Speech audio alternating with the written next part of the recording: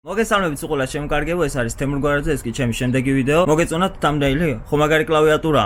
მოდი ავაწყოთ ეგ კლავიატურა. მაგრამ არა, გატყუებთ. კლავიატურასაც არ ვაწყობთ. კლავიატურა უკვე აწყობილია. ინტრო ამ ვიდეოსი არ გადამიღი. აწყობის მერე გადავიღე ინტრო, ასე რომ გატყუებთ, ხო? ნუ იმის გამო რომ ყველაფერი ნაწილ-ნაწილ ჩამოვიდა, მაგან დრო წაიღო, ანუ ინტრო გვიან წერ, აწყობა უკვე იყო და ანუ დასალაგებელი მაქვს ვიდეო, მაგრამ იმედია არ შეწუხდებით დიდად. და აქედან უკვე იწყება ყველაფერი. წავიდა მონტაჟი. მოკლედ აქედან დაიწყო ყველაზე ესეთი რთული, ამეთ სასიამოვნო და შრომატევადი საქმე. რასაც ქვია სვიჩების დაშლა, ლუბინგი, აწყობა და ასე შემდეგ რა.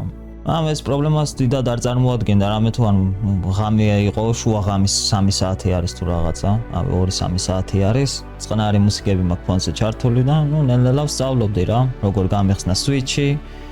ნახულობდი შიგნით როგორ მუშაობდა საერთოდ მექანიზმი სვიჩის, მერე ლუბინგი მიდიოდა, მერე ისევ აწყობა რა თქმა უნდა.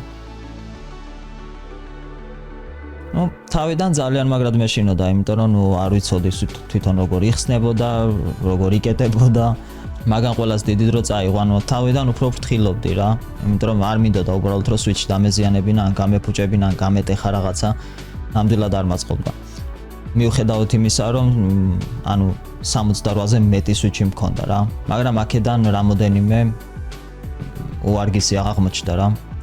იმიტომ რომ ნუ გასასწორებელი იყო იქ პინები ზოგიერთზე გავასწორე კიდევაც პინი, მაგრამ მაინც არ უშველა რა.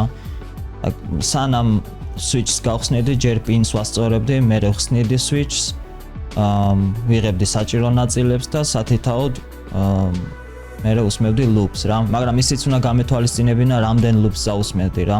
იმიტომ რომ ბევრი ლუპი რო წაუსვა, უფრო უარეს დღეში ჩააგდებს სვიჩს რა, ასე რომ ზომიერად უნდა წამესვა. ნუ ამ შემთხვევაში გადავწყვეტე რომ რაც შეიძლება ცოტა წამესვა, იმისაც რომ ზედმეტი არ მომსვლოდა და მერე ამის მოშორება ცალკე თავსატეხად არ გამჩენოდა რა. ამ რაც უფრო დრო გადიოდა და ყოველი სვიჩის გახსნის მერე უფრო და უფრო მეტი ვიცოდი თვითონ სვიჩზე და 15-20 წუთის მერე უკვე რაღაც ფლოუს ვარიანტი დამეწყო რა და ავტომატურად დავიწყე ყველაფრის კეთება რა, ანუ და დროც უკვე ესე შეუმჩნევლად გადიოდა რა. მაგ საღამოს დაახლოებით 13 თუ 20 სვიჩი გავხსენი და ავაწყე თავის ლუბინგით და ყველაფრით. საერთოდ ჯამში ძალიან კარგი გამოცდილება აღმოჩნდა ეს ყველაფერი. ადრე არასდროს ესე არ ამიწყვია კლავიატურა, საერთოდ თავის სვიჩები ან ყველაფრიანად და უბრალოდ კარგი შეგრძნება იყო, იმიტომ რომ რაღაცას აწყობდი შენთვის. და ნელ-ნელა ჩალიჩოვდი ამასთან, რაღაც ახალს ამოღამებდი და სწავლობდი რა. ძალიან საინტერესო მომენტი არის და რავი, ყველას გირჩევთ რომ თქვენც სცადოთ, იმიტომ რომ მართლა მაგარი არის. ოღონდ არიჩქაროთ და თუ ნერვები არა გაქვთ, ნუ ჯობია სულ არ გააკეთოთ, შეიძლება დალეწოთ იქაურო. მეორე დღეც რო გათენდა რაღაც ჩაოლებრივად მოვედი, დავჯექი, ყავა რამე, იქეთური აქეთური და დავიწყე იგივე საქმის კეთება, იმიტომ რომ მინდოდა რომ რაც შეიძლება სწრაფად მომეთავრებინა რა. თან მაგრავს кайფობდი, ახლა წარმოგიდგენთ ღამე ზიხარ, ესე წყნარა ჩემთვის აკეთებ ამას, მე დილით იღვიძებ, ისე სიწყნარში, ანუ დილაც კარგად იწყება, ღამეც კარგად ვთავრდება. ხო ხდებით რა მომენტიც არის რა. ესე უკვე ვითვლი აქან ნეტან მალე მორჩები, რაღაც პონჩი მეჩქარებოდა, მაგრამ არ მინდოდა რომ უხარისხოდ გამეკეთებინა და მე მგონი მივახციე ჩემს მიზანს და კაი ხარისხიანად გავაკეთე ყველაფერი. აქედან უკვე მიდის გზა ფინიშისკენ, ასე ვთქვათ, რამე თუ ანუ გამოვიხე კლავიატურა, სვიჩები გამზადებული არის და ნელ-ნელა ვიწყებ სვიჩების კლავიატურის ანუ ჰაუზინგში ჩასმას რა. ანუ კლავიატურა რო ამოვიღე, ზედვე ეწერა რომ თუ სვიჩი არ ჩადის ჰაუზინგში, არ დააწვეთ და არ ეჯიკაოთ და რაც შეიძლება ფრთხილად იყავით, იმიტომ რომ თვითონ სვიჩების პინების დაზიანება ძალიან მარტივი არის და ასევე ძალიან მარტივი არის რომ გატოხო თვითონ კლავიატურის პლატა. ასე ძალიან ფრთხილად უნდა იყო რა. ყოველ შემთხვევაში მე ძალიან ფრთხილობდი რა. არის რაღაც მომენტები შეიძლება ჩანს კიდევაც ვიდეოში. რაც იმენა სვიჩი არ ჩადის და ნუ აღარც ვეჯიკავები და სხვა სვიჩს ვცდილობ და იმ ძველ სვიჩს ვინახავ ბოლოსკენ, ვასწორებ მერე პინებს და თავიდან ვცდილობ ჩასმას რა.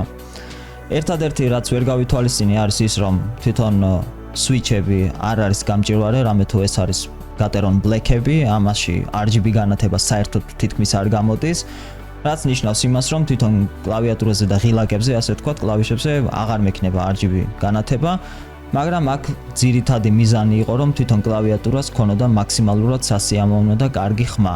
ზუსტად მაგიტომ დავშალეთ სათითაოდ სვიჩები და გავუკეთეთ ლუბინგი, ხო? ის რომ ესთეტიურად ისედაც კარგად გამოიყურება კლავიატურა, კაი ხმას გამოსცემს და ნუ ეხლა თვითონ ღილაკები ცოტათი გაანათებს თუ ძალიან კასკასა იქნება, მაგას დიდად ყურადღებას აღარ ვაქცევ რა თქმა უნდა. ნუ აი აქ ხედავთ რომ ჩასმული არის ყველა სვიჩი თავის ადგილას. მზად არის უკვე კიკეპებისთვის, მაგრამ კიკეპებს უნდა ველოდო კიდე 2-3 დღე. ვაკ, მოკლედ ამ ტიპის ვიდეოს პირველად ვაკეთებ, თუ რაიმე მოსაწყენი არის ბოდიშვიხტი, მაგრამ მაქსიმალურად უბრალოდ ვცდილობ რომ გაჩვენოთ თვითონ პროცესი მთლიანი კლავიატურის აწყობისა. ნუ იმის გამო რომ თვითონ ამ კიკეპებს ველოდეთ 2-3 დღე, ძველი კიკეპები მეყინა ძველი კლავიატურიდან, რომელიც საერთოდ არ უხდებოდა კლავიატურას, მაგრამ ნუ რას ვიზავთ, კლავიატურა მჭირდებოდა ამ 2 დღის განმავლობაში და ვიყენებდი ძველებს, მაგრამ ეხლა ვაყენებთ ახლებს, ეს არის ვარდისფერები, Taihouse rubberized keycap-ები და მეორე არის უკვე KB Defense-ის keycap-ები, თეთრები, ყველანაირ ტექსტის და ყველაფრის გარშე, ანუ blank-ები რა რეალურად. მოკლედ რა ხდება, აქ პატარა ჩანართს გავაკეთებ ეხლა, აი ეს space-ი, მოკლედ არც ერთი როგორც ხედავთ არ მიდის რა. ანუ ზომაში აი ეს არის სწორი, მაგრამ ამას როგორც ხედავთ ორი კბილი აქვს. ჩვენ კიდე აქვს აქ გვაგვაჩნია ერთი სვიჩი. რაც ნიშნავს იმას, რომ ეს უნდა ამოვიღოთ, აი ეს ფირფიტა და საბედნიეროდ ეცვლება აი ესეთ split bar-იან ფირფიტად და დავაყენებთ აი ამას რა და გავყოფთ უბრალოდ space bars და შემდეგ უკვე შეგვიძლია ავარჩიოთ რაიმე რაღაცა ეგეთი ღილაკი, აი მაგალითად აი ესეთი უფრო და ორი პატარა ჩავალაგოთ აი ამაში რა, ესე რომ შევასოთ. ეს არის ყველაზე დიდი space bar-ი, მაგრამ არ ჩადის, ანუ ზომაში არ ეტევა როგორც ხედავთ. ეს არის ზუსტად ამის ზომა, მაგრამ ამას ორი კბილი აქვს, ნუ კარჯი პიზდეცი არის რა. არ ვიცოდი ამდენი მუშაობა თუ დაჭირდებოდა ამას, გადავაკეთეთ space bar-ი. ნუ სხვა გზა არ ქონდა. სამწუხაროდ. space bar-ის დაბლა, ანუ ამ პლატის დაბლა, მდებარეობდა ესეთი დამარბილებელი გუბკასავით, რაღაცა დემპერს ეძახიან მაგას რა. ალბათ რომ ნაკლები ხმა და რო არ იტკლაცუნოს რა ეგ თემა. იყო დაბლა.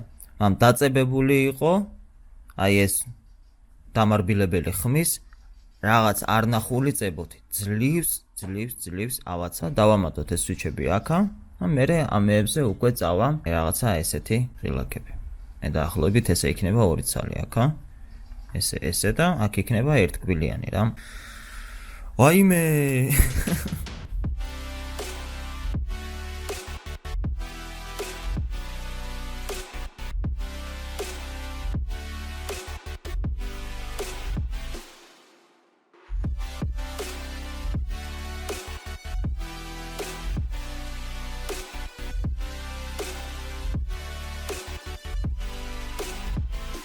სამწუხაროდ ვერ მოგასმენინებთ ხმას სუფთას და კაი ხარისხში და რაღაცა კლავიატურის, მაგრამ მე მაინც ვეცდები რომ გაგაგონოთ როგორი ხმა აქვს ამ კლავიატურას, მაგრამ დამიჯერეთ. რასაც გაიგებთ რეალობაში იმაზე ბევრად უკეთესი ხმა აქვს. აქ უბრალოდ მიკროფონი ვერ აღიქვავდა წესიურად ხმას კლავიატურის და აბა ნახეთ. რას ფიქრობთ?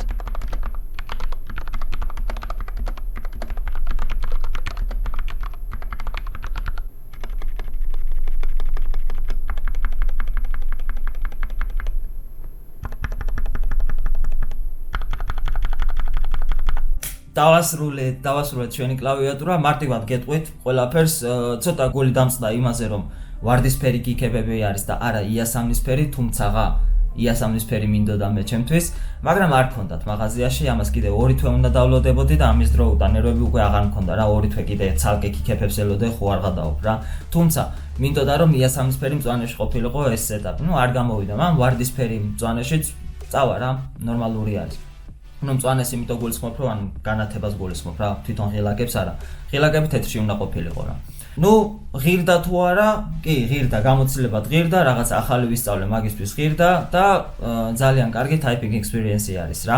ანუ რო აწვევი და კრიფავ და ძალიან ტკბილი ხმა აქვს, იმენა კარაქივით ხმა არის, რასაც გეითქა. თუ თქვენ გადაწყვეტავთ თქვენი კლავიატურის აწყობას, ერთადერთს რასაც გირჩევთ არის ის რომ შურუპების და ბოლტების დონემდე ჩადით. და ჩაწვდით და ეძიეთ ინფორმაციას, იმიტომ რომ რაიმე ერთი პატარა დეტალი რო შეგეშალოთ, всё, დარხეული გაქვთ, უნდა გადააგდოთ ის ნაწილი ან რაღაცა, ან ახალი შევუკვეთოთ და ელოდოთ კიდე 2 თვე. ინფორმაციულად, კარგად მომზადებული უნდა დახვდეთ თუ კლავიატურას აწყობთ რა თქმა უნდა რა. დროის ფაქტორი, როგორც ვამბობ, 3 დღე წაიღო, თავი ბოლო, დაღოვნებებს არ ვამბობ და არ ვითვლი, მან თავი ბოლო 3 დღე წაიღო. შეგრძნება როგორი არის ამ კლავიატურაზე, როცა კრიფავდა რამე, ძალიან ტკბილი ხმა აქვს, თბილი ხმა აქვს და რა ვიცი, ძალიან ადვილად მიეჩვევი და ამის მერე სხვა კლავიატურაზე უბრალოდ ვეღარ გადაჯდები. თუ გადაჯდები, ამაზე უკეთესი იქნება რაღაცა რა, მაგრამ ამის მერე 20 ლარიან კლავიატურაზე დაარწმუნებული ვარ, რომ ვეღარ დაჯდებით. თუმცა 20 ლარიანი კლავიატურაც ვიღაცას ძალიან მაგრა უსწორდება. საქმეს შველის და всё, that's it, მეტი არ გჭირდება. მაგრამ ჩემთვის ხო, ესთეტიური ნაწილი ჩემის ეტაპის უფრო მნიშვნელოვანი არის და გადავწყვიტე, რომ ამაში ცოტა მეტი ფული დამეხარჯა. და სხვათა შორის ერთი დიდი იუთუბერი არის, კლავიატურების გურუ, ასე ვთქვათ, TH Types-ი ქვია. მაგან თქვა, რომ კლავიატურა არის ისეთი რაღაცა, რასაც ყოველდღე, რასთანაც ყოველდღე გვაქვს კონტაქტი. და რატომ არ უნდა გააკეთო მასში წესიერი ინვესტიცია, უბრალოდ არ მესმის. მოკლედ, სანამ გადავიდოდეთ დასასრულზე და რაღაცა, უბრალოდ მინდა გითხრათ, რა ნაწილები არის ამაზე გამოყენებული. მოკლედ, ეს არის KB Defense-ის JK68XS-ი, თვითონ, case-ი. ამაში დევს Gateron Black switch-ები, რა თქმა უნდა, lubing-ით და რამე. ზევიდან გვიყენია ასევე KB Defense-ის ეს თეთრებს რასაც ხედავთ, ხო ხედავთ აქ რა? ეს თეთრები არის KB Defense-ის blank keycap-ები რა. და ეს ვარდისფერები რაც არის, ეს არის Taihao's rubber keycap-ები. რა თქმა უნდა, აქ გვაქვს coiled cable-ი ავიატორის, ეს არის Glorious-ისგან გამოწერილი, Glorious-ის cable-ი არის. ეგერ ხედავთ როგორი კავშირია. ავიატორ cable-ს ეძახიან ამას, მაგრამ ძირითადად ცნობილია როგორც coiled cable რა. ესეც ესთეტიკის ერთ-ერთი ნაწილი არის. ესეც შეგიძლიათ სხვადასხვა ფერებში დაითრიოთ, მაგრამ თუ იმენა ესეც გამზადებულს დაითრიოთ, მარტო $60 კაბელი დაგიჯდებათ იცოდეთ. საბოლოო ჯამში რა, თვითონ case-ი დაგვიჯდა სადღაც $190, თავის switch-ები ან keycap-ები ან ყველაფრიან, 2 სეტი keycap-ები და 1 სეტი switch-ები დაგვიჯდა, რა ვიცი, $50-70 დაახლოებით. ჯამში ეს კლავიატურა დაჯდა $265 თუ რაღაცა ეგეთი რა, 250-ზე ცოტა მეტი დაგვიჯდა რა. მოკლედ ეს იყო და ეს იმედია ისიამოვნეთ დღევანდელი ვიდეოთი, ცოტა განსხვავებული ვიდეო არის და unboxing-ი და აწყობა და ასე შემდეგ. ბოდიშ ვიხდი თუ სადმე მოგაწყინეთ და რამე, მაგრამ რას ვიზავთ ასეთ ვიდეოს, ასეთი მონტაჟი თუ დასჭირდება და სხვა არ წარმომიდგენია რა უბრალოდ ასეთ ვიდეოზე. მოკლედ თქვენთან იყო თემურ გვარდზე, აბა ჰე, აბა ხო და მომავალ შეხვედრამდე. კარგად.